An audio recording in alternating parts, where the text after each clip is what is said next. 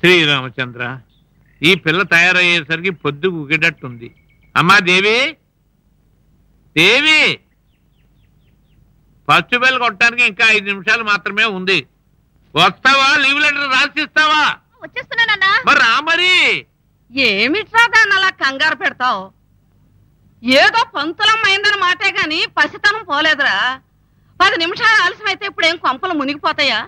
అయినా నువ్వు హెడ్ మాస్టర్గా ఆ మాత్రం సమర్థించుకోలేవు. సరే గాని ఒరే అబ్బాయి, ఇదిగో ఈ బొమ్మలేంటో చూడరా.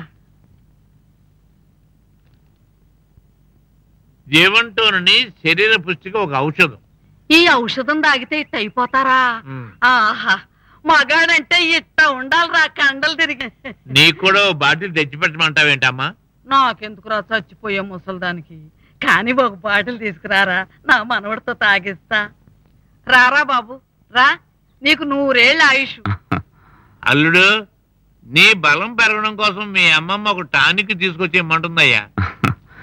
స్కూల్ కి టైం అవుతుంది, ఇంకా బయలుదేరలేదే మావయ్య. ఏం చెప్పను, ఇందాక నుంచి పిలుస్తూ ఉంటే ఇదిగో వస్తున్నాను అదిగో వస్తున్నాను అంటుందే గాని బయటికి ఊడి పడుతున్నాయి మరదలు.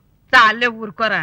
ఒరే బాబు, నువ్వు లోపలికి వెళ్ళి అది ఏం చేస్తుందో చూసి దాన్ని రమ్మని చెప్పు. నీ లాక్కొస్తానున్నామమ్మా.